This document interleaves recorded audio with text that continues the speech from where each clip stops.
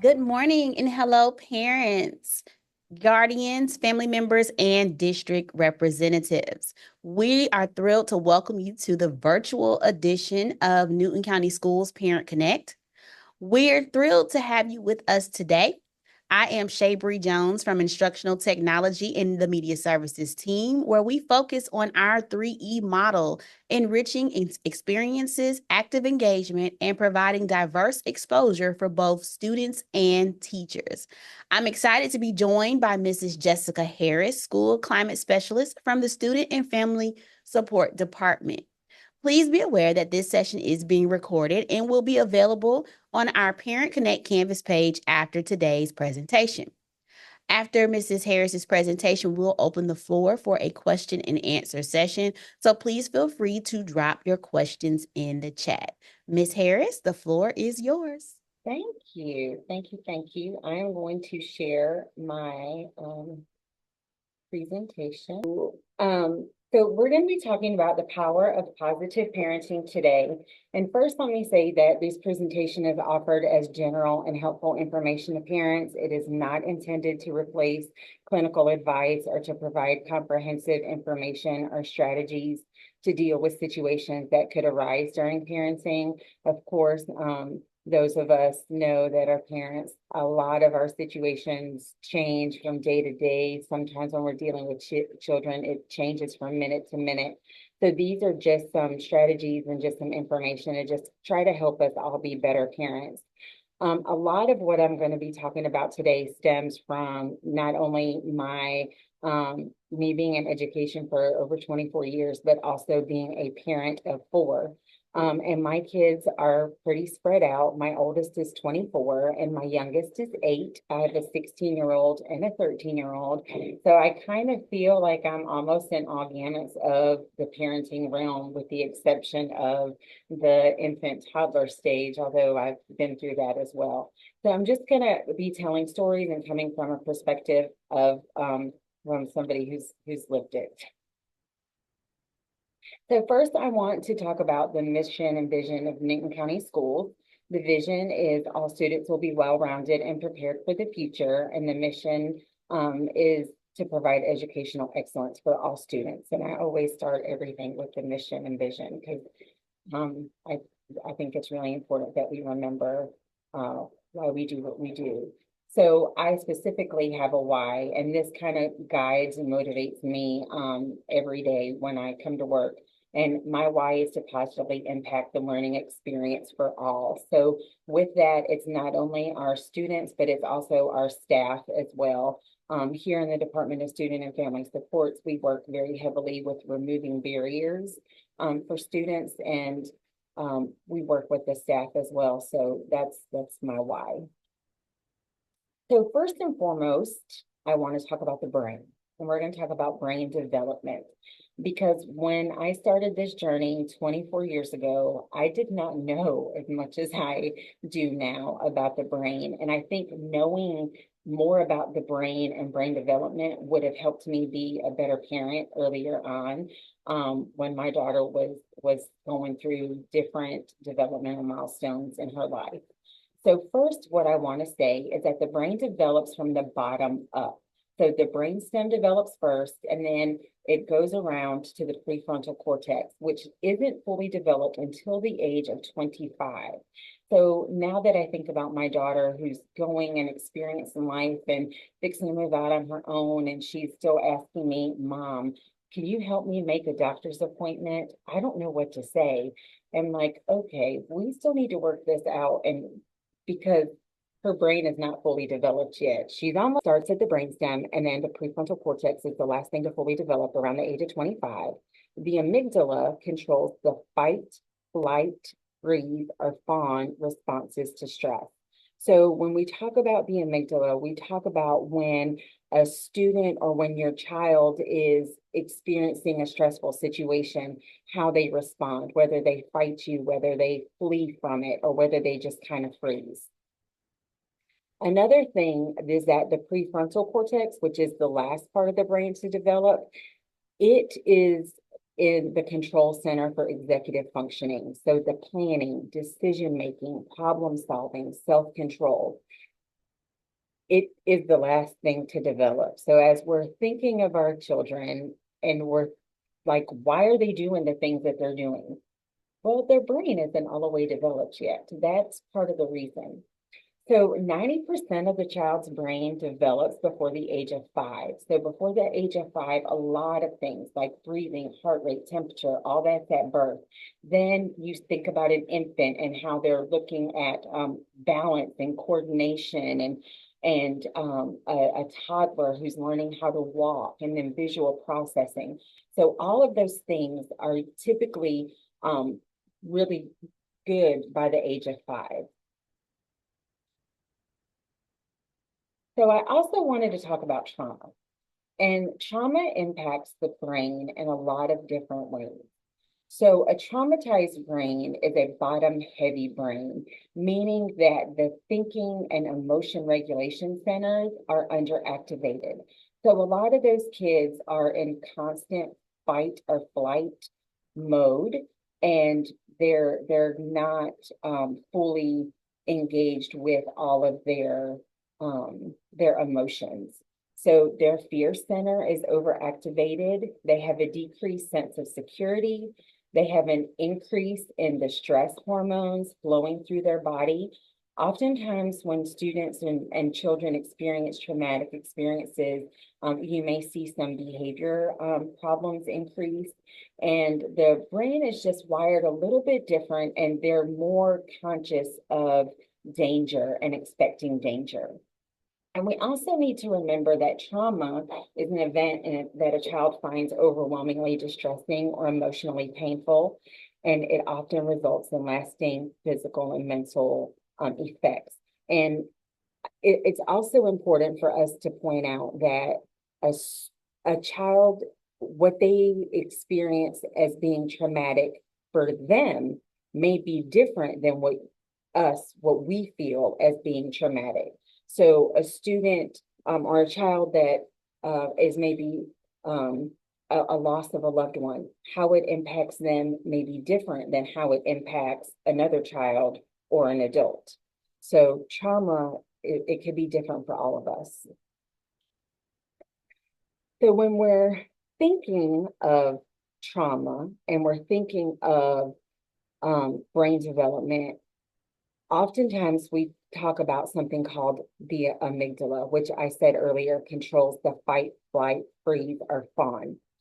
And with the amygdala, when you're dealing with something stressful, the amygdala kind of takes over and it hijacks your brain. So when that happens, especially as a parent, it's really important that we utilize strategies to get back in control. So I think about my 4 kiddos, and when a lot is going on in my house, it can be very overstimulating when all 4 of them are talking, or they all need your attention, or you're trying to help with homework and you're trying to cook dinner and you're trying to make sure they're ready for football practice or cheerleading practice or ballet or all the different things going on. As parents, our amygdala can get hijacked. So it's really important that we practice these strategies to maintain calm for ourselves. And not only when we do it for ourselves, we're also modeling to our children how to handle stressful situations. So one of the things that you can do when your amygdala gets hijacked is you can change the setting. So for me, I try to find a location where I know my kids are not going to follow me. Oftentimes, I have to go to the restroom for a minute and just kind of take a woosah in front of the mirror and just practice some deep breathing techniques. But I have to find some place that I know the kids aren't going to follow me. Also, another thing that you can do is name the emotion. So think to yourself, okay, I'm feeling overwhelmed. I'm feeling frustrated. I need to calm down. And give yourself grace and allow that time to cool down. Count your blessings. Find something to be happy about. So a lot of times when I'm dealing with stressful situations, I think to myself, this could be worse. The kids are healthy. We have our basic needs being met. I was able to see the sunrise this morning. Think about happy things and then take time to reflect on the event. As parents, Sometimes we don't always do it the right way, but we can learn from our mistakes. And sometimes I have to go back to the kids and I have to apologize and say, Mommy didn't handle that the best way. I'm so sorry. I could have done this. So reflecting on the event is very, very important.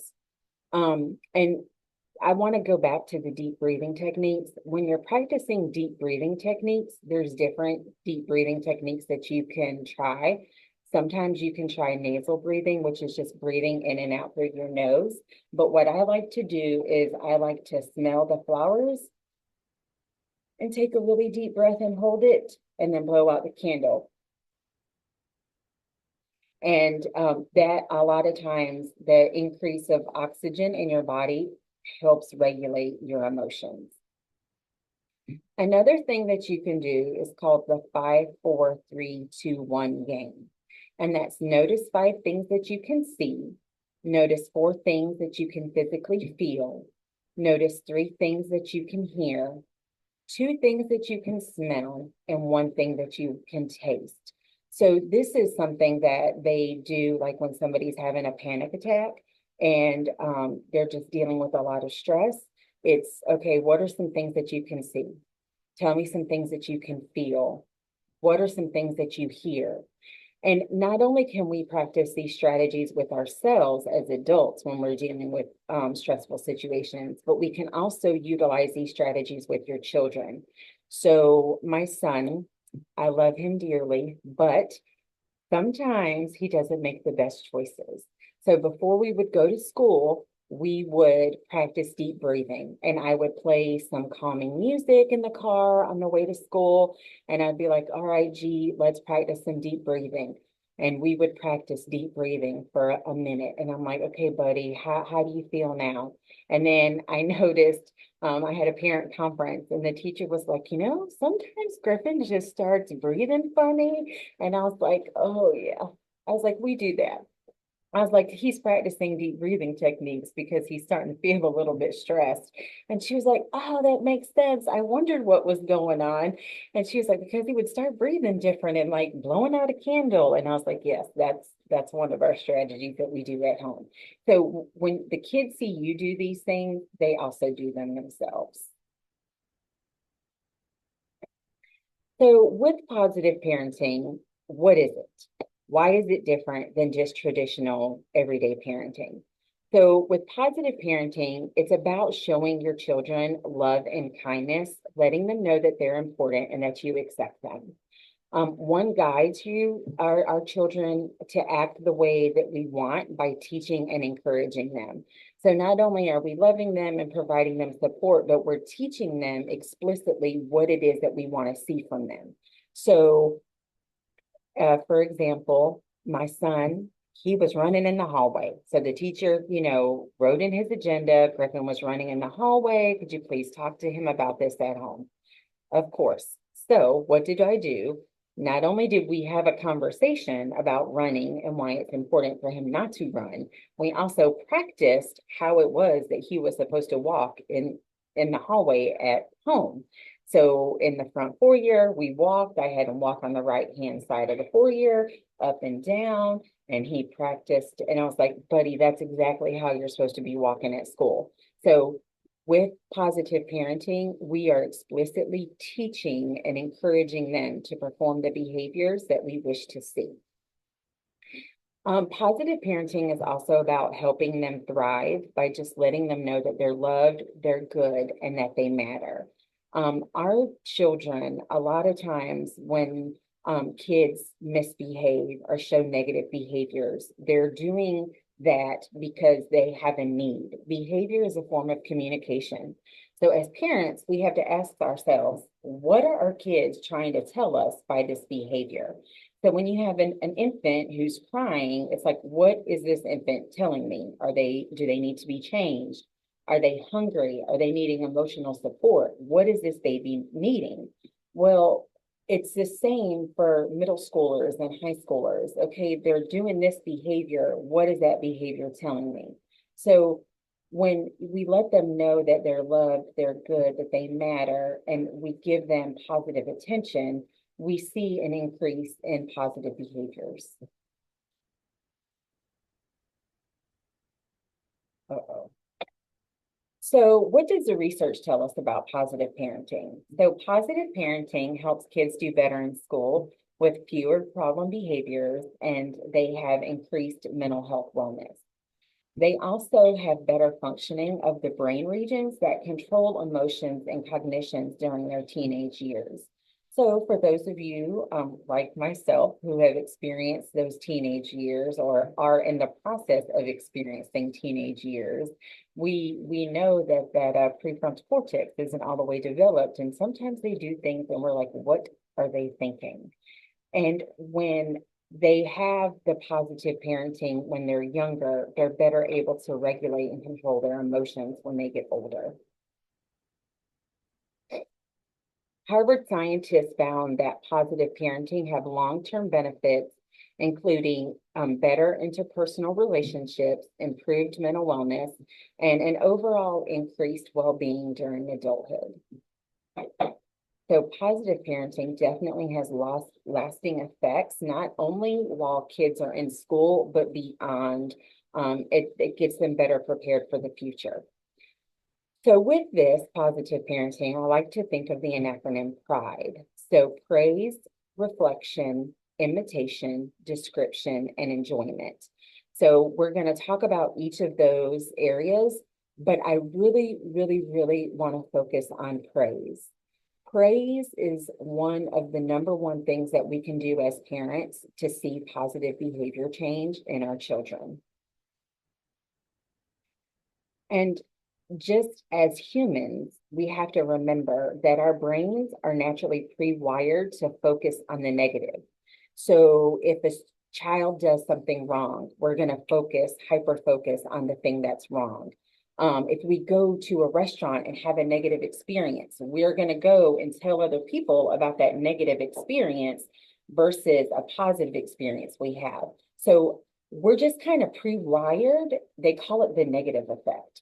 We're pre-wired to focus on the negative. And the reason why we focus on the negative is because it's a survival tactic. When we see something that's out of place, we're better able to be prepared and survive a situation when we notice something out of place. So that's why we become hyper-focused on negative.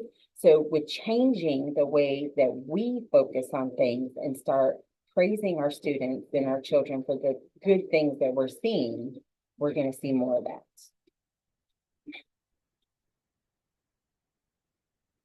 All right, so praise. Love what they do. To me, this is one of the most significant things that parents can do. Praise is a positive statement that expresses approval. So thank you for cleaning up your toys when you finished playing. You did your best on the test. I'm so proud of you. I like how you helped your brother with his homework. I love seeing you practice soccer, letting them know that you are approving the behaviors that you're seeing from them. And when you practice positive praise, you make your children feel good. And what we tell our children becomes their inner voice. So it becomes that positive affirmations that they hear about themselves. I am good. I can do good. I can achieve. I can do what I set out to do. So when they're hearing those from us as parents, those statements, that becomes their inner voice that they then start playing in their own heads when they're going through situations. Praise also strengthens self-esteem and self-concept. Praise teaches children about giving guidance about their standards of behavior. So it lets them know exactly what they are doing that you are proud of them for, or that you're happy, or that you approve of. Praise changes behavior by providing positive reinforcement, which makes the behavior more likely to occur in the future. So really try to focus on the things that they're doing good.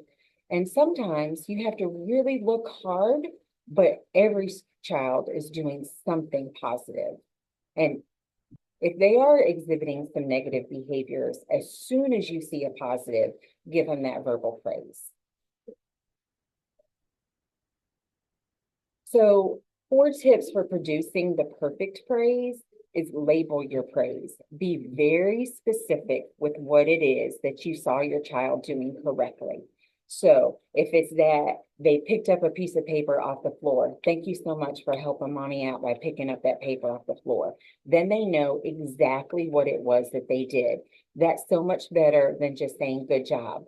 Okay, good job. What did I do a good job for? If a child throws something and you tell them to go pick it up and they pick it up and you just say good job, it's like, okay, good job because I threw it, or good job because I picked it up off the floor when you asked me to. So be very specific. Also, praise in baby steps. So praise the small accomplishments, not just the big things. So praise the little pieces that they do, not just the huge overarching things that they do as well. So like if your child is trying out for a sport, I'm really proud of you for trying out. I know that it was something you were scared, but that was a good job. And then praise the effort as well as the achievement. So focus on the effort that they're putting into it, not just the hard work. So you tried out so hard this week at cheer. I really like how you did that. Good job. And then if they make the team, definitely you're going to praise them for that, but you're going to praise the effort that they put into it along the way. Praise with your words and body. So add smiles, a rub to the back, a high five, a fist bump. So try to pair that verbal praise with something physical as well. The next thing in pride is reflection. So reflection is basically repeating back a child's words and elaborating on what they said. So with reflection, this is it's extremely important during the early development. So you have your 1-year-olds, your 2-year-olds, your 5-year-olds who are really working on developing those language skills. So the reflection, repeating back what they say, it shows that they're listening, but it also promotes that back and forth conversation, and it helps with language development. So if a child says he braked it, then a parent would say he broke the jar when he dropped it. So not only are you correcting his grammar because they said break and you're saying broke, but you're also elaborating and adding to it. So what did he break? He broke the jar when it fell. So you're just elaborating on them and giving them more language acquisition. If a child says pretty, then a parent could say that is such a pretty blue butterfly. So here, not only are you saying the word pretty, but you're adding to it, and then you're adding those modifiers. So it's a blue, it's a butterfly. That's what they're talking about. The next one is imitation. Do what they do. When you imitate what a child is doing, you make them feel important and valued. It also allows us as parents to get on a child's level, and it helps with social skills. So when you are doing the imitation of them, they're seeing that you're modeling and you're going back and forth and having that reflexive activity with your child. So playing tea party with your child, playing dinosaurs. Griffin used to love dinosaurs, and the girls loved Barbie dolls, and getting down there on the floor with them and playing and interacting with what they're interested in is really, really important. So holding a baby doll like your child, playing cars, whatever it is. And now that the kids have gotten older and Griffin, he loves the VR headset. So it's like, Mommy, do you want to play? Yeah, buddy, show me what it is. It's showing them that you're interested in what it is that they're doing as well. Description, say what they do. So when you say what they do, it shows that you are paying attention, but it also increases their attention span. And I think that this is super important with this digital world that we're in and the TikToks and the YouTube briefs. Our children's attention span is getting shorter and shorter because they are on their phones and they are scrolling. And if that video does not catch their attention, within the first couple of seconds, they are flipping on to the next one. So when we do this description and talk to them about what it is that they're doing and have that reciprocal conversation back and forth, we're increasing their attention span. It's also teaching them. So If you're doing homework, you added these two numbers together, you figured it out, good job. If your older daughter is showing your son how to do something, wow, you're showing baby Griffin your doll, you're teaching him how to hold a baby. So just elaborating and describing what it is that they're doing, it increases their attention span and also gives them some verbal skills. The next is enjoyment. And enjoyment shows warmth and enthusiasm. So enjoyment means showing warmth and positivity with your words and actions while you play and interact with your child. And this strengthens the parent-child bond and it models positivity. So making eye contact, giving them a hug or a kiss, putting your arm around them, laughing together, talking in a warm, animated voice, letting them know that you're just enjoying being with them is really, really important. So now we're going to talk about the specific stages of child development and then positive parenting tips that go along with those stages of development. I'm sure several of you are like me and have children at various age ranges that are going through different developmental milestones, and just kind of thinking on these. Infant 0 to 1, they're learning, their vision is getting developed, they're exploring, they're learning about things around them, they're reaching, they're learning language, and they're developing bonds of love and trust with parents and families. And that bond of love and trust is really important for those infants. So for positive parenting, things that we can do is we can talk to our babies, we can read to them, sing and play music, spend time holding and cuddling and bonding with them, and making sure that as parents, we're taking care of ourselves physically, mentally, and emotionally. And that goes for all stages. Because if as parents and guardians and caretakers, if we're not taking care of ourselves, we cannot adequately take care of them. So if you can't pour from an empty cup, so we've got to make sure that we're doing things that we need to do to take care of ourselves as well. So for toddlers, so we're talking about 1 to 2 years of age, those babies are taking their first steps. They're exploring their environment. They're showing signs of independence. I can remember so thoroughly my kiddos trying to feed themselves during this time and me getting so frustrated with the mess, but yet knowing that I had to let them feed themselves so that they would learn how to do it. They're recognizing their names. You're starting the potty training process. So with these, you're going to want to make sure that you're talking and reading to your child daily. Reading to young children is so important with developing the language skills and the reading the skills. Asking them to find objects and name body parts, playing games like sorting shapes and simple puzzles.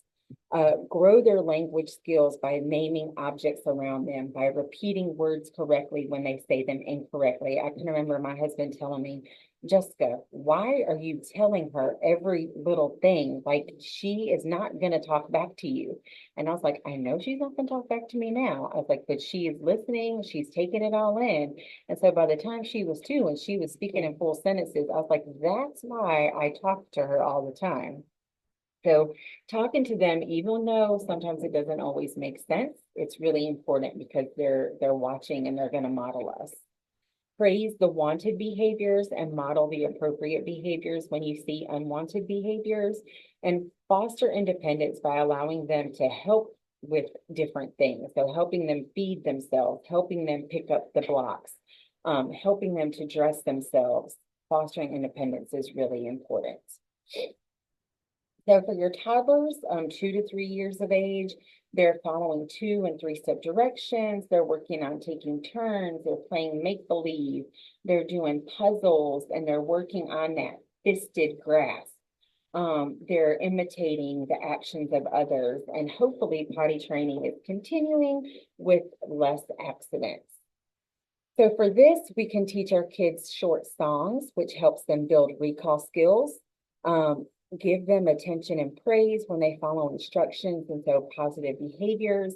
Limit attention when the kids are displaying unwanted behaviors such as tantruming. I know it is hard, but sometimes we have to ignore it and just keep it moving, because when we play into that tantrum, then we have taught them, when I yell and kick and scream, mommy is going to do what I want her to do. So sometimes you have to ignore that. As long as they're not in danger of themselves or hurting others, sometimes you just got to let them do it and realize that it's not going to make a difference with you. Talk to your child about the emotion that they are feeling and model appropriate ways to show that they're upset. So tell the kids, oh, are you angry? Are you sad? Do you want to cry?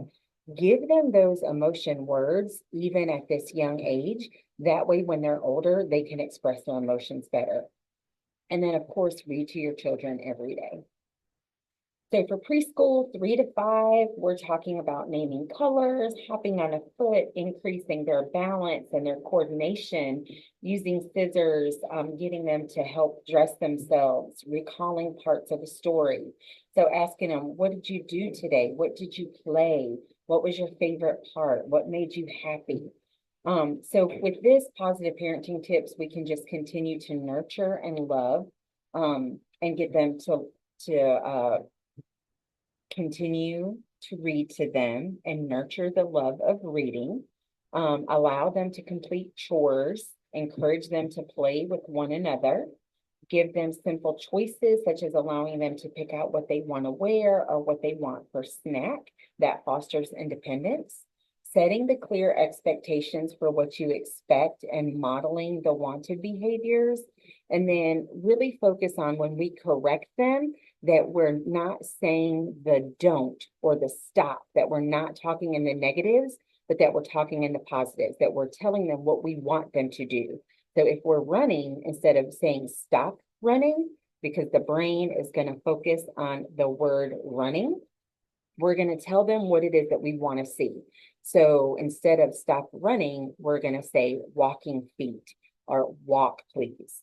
So that way we're saying what it is that we want them to do. So for middle childhood, 6 to 8 years old, of course, by this time, typically they're tying their shoe, they're dressing themselves, they're throwing a ball, they're paying extra attention to friendship and teamwork. So especially if they're doing organized sports, it's more of not the focus so much on just themselves. They're learning how to better express themselves, and there's less focus on themselves and more focus on others. And so with this, of course, we're going to focus on reading, and we're also going to make sure we stick to rules, and that we're teaching them the rules and that we're sticking to the rules. So if we say that this is what we're going to do, or this is what we're going to allow, that we stick with that and we don't waver on the rules and expectations that we set as parents. Develop a nighttime routine. That is very important. Kids thrive on structure and routine. They like knowing exactly what it is that they are going to be doing next, or if something is going to change, giving them a heads up on how something's going to change. So like for us, I have a command central on my refrigerator, and basically it is just a magnetized calendar. And on that calendar, I put our weekly menu, I put the kids' activities, I put on there, because I have 3 in activities. So we have different adults taking different kids to different places. So it's like Griffin, football, Naya, Cassidy, who's taking her and what time. So that way the kids know exactly what it is that they have going on. And as parents, it's easier for me to keep up with what is going on as well. And that routine, that bedtime routine, is really important. Talking to your kids about school and friends and what they need to think about in the future. So now you're looking at elementary school. They're a little bit later in elementary school. Okay, well, middle school is next. This is what middle school is going to be like. These are some things that you can expect. Developing a sense of responsibility by assigning them tasks to complete. So make your bed, set your table. Even though 6 to 8 is still considerably young, they can have chores and different things that they can do to help out the family. Get involved with their school, meet the teacher, attend conferences, go to curriculum night, attend fine arts night, do extra things outside of just helping the kids with the homework. Encourage them to join and participate in community groups or different clubs. That's really important. It teaches them different skills such as empathy or leadership skills. Assist with goal setting and listen to what your child has to say. Even though they're young, what they're saying is very important. So middle childhood, 9 to 11 years, we're going to see peer pressure increase during this time. And there's going to be an importance and a shift in friendships. So friends are going to start meaning a little bit more to them than the parents have been meaning to them in the past. And they're going to value their friends' inputs and viewpoints a little bit more than they value their parents. They become more aware of the body as puberty approaches. And this is where their point of view starts to develop and they see the point of view of others a little bit better and increase attention span. So making sure at this point that we're continuing to engage in meaningful conversations about their friends, about school, about challenges, accomplishments is really important. At this point, we need to start having conversations about them respecting themselves and others. And what does that look like? How do you respect yourself? How do you respect your body? How do you respect others? Making sure that we are meeting the families of friends, encouraging them to read, because now at this point of the game, they're getting a little bit more involved in their friendships and in other activities, sports, chorus, other things going on. So just making sure that you're still encouraging them to focus on their schoolwork, that you're making rules and sticking with them, because now they're more apt to challenge you a little bit more than they have in the past.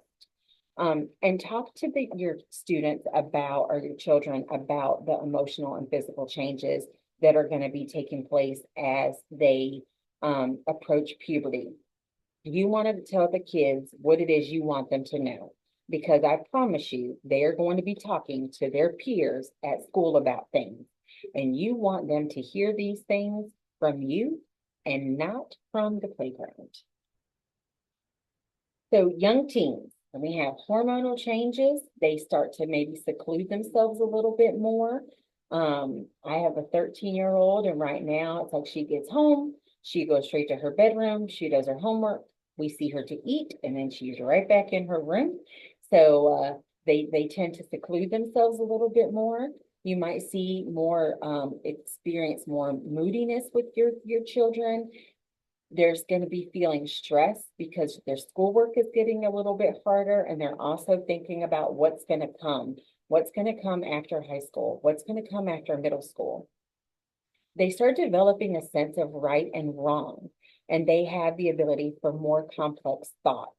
And as parents, we need to make sure that we are honest and direct with them when talking about sensitive subjects. For me, the rule of thumb was when they come to me with a question, I would answer the question honestly and keep it moving. I didn't go into long, in-depth detail. I would answer the questions and keep it going. Meet and get to know their friends. It's really important. That peer group is really important to them right now. So making sure that they're associating with positive peers is really important. Respecting their opinions, even though it may differ from yours.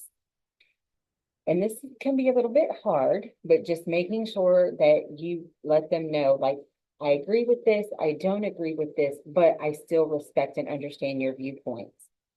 And just trying to keep them involved in positive things. With 15 to 17-year-olds, those teenagers years, they're more concerned with their outward appearance, their body size, shape, weight. Their interest in romantic relationships may increase. They may become more independent from you. They also may have an increased sense of recklessness. Sometimes they start to feel maybe depressed or sad, and they start just making more choices on their own.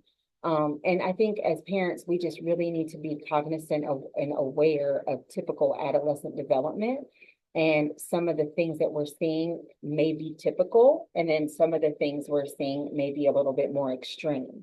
And just making sure that we're talking to them often, that we're paying attention to them, even when they try to seclude themselves from us, that we're still, maintain engagement, even when we know that that's not really what they want us to be doing. And just encourage them to volunteer and respect their need for privacy. Create opportunities for them to use their own judgment. Talk to them about their future and what they plan for after school. Do they plan on joining the military? Do they plan on going to college? Do they plan on starting their career? And just as parents, giving them opportunities to figure out what it is that they want to do after school. Talk to them about things that are going to be coming ahead. And, like with my kiddos, I tell them, mommy's not always going to be able to make a phone call for you. Mommy's not going to be able to go everywhere with you. We got to get it to where you can do these things on your own. Talk to them about the dangers of drinking and drugs and smoking and other risky behaviors. And also talk to your kids about suicide and pay attention to different warning signs.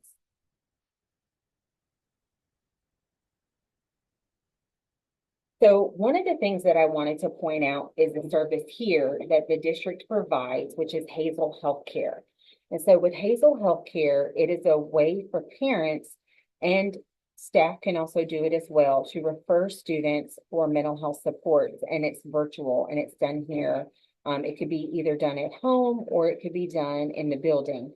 So this is a QR code that you can scan to do a parent referral. But I just wanted to make you aware, especially after talking about the adolescents and being aware of typical adolescent development and some warning signs and symptoms of mental health issues, that you have some extra supports. So Hazel Healthcare is a service provided by the district. So that's information on Hazel Healthcare. And then I just wanted to thank you for attending. Again, I'm Jessica Harris, and my email and my office direct phone number is provided. Please feel free to contact me if you have any questions or if there's any extra supports that you would need after watching this. Our department is definitely willing and ready to assist any way that we can. Awesome. Here, Thank you. Okay, go ahead, and Ms. Harris. no, I just want to say here are some resources where I found a lot of the information that I used. And just, thank you for having me. Awesome. We do have a question, Ms. Harris. One question specifically is, can you provide a copy of this slide deck? Ms. Jones, I'm not sure what way that we could get this out, but I definitely do not mind sharing my slide deck with everybody. If you could send it to me and I can post it to our Parent Connect Canvas page along with today's recording, and that way we can have that as a resource for you all. Sure, of course, definitely. Definitely.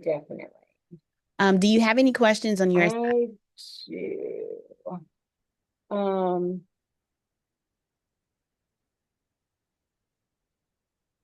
No, I see some comments, but I do not see any questions. I do have a question for you.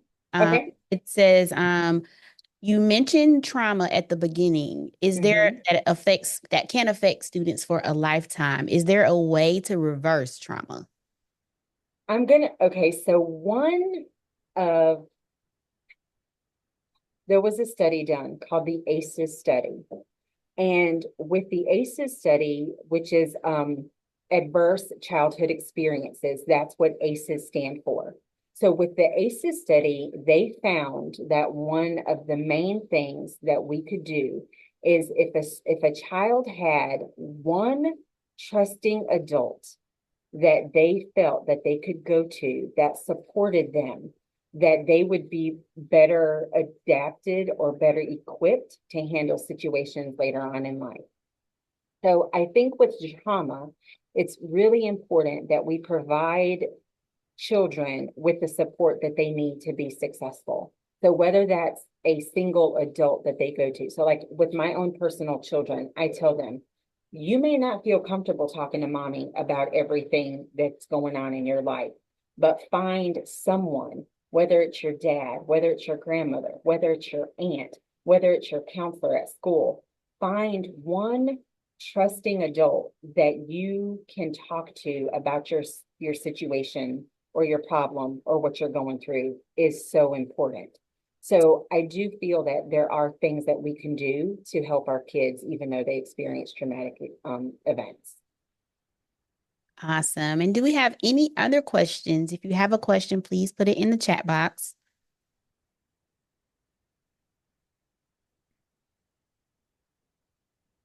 All right, Miss Harris.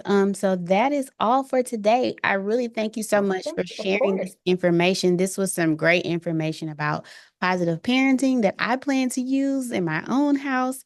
For parents, if you missed the beginning of today's session or you would like to rewatch today's session, this will be available after today's recording. It will be available for you to go back and review. And we will also post the slide deck on our Parent Connect Canvas page. I just posted the link to that page in the chat box as well so that you can have access to it. Also, we'd like for you to save the date for our annual literacy extravaganza that will take place on February 1st at Newton High School. This is our major book giveaway. So please bring your families out.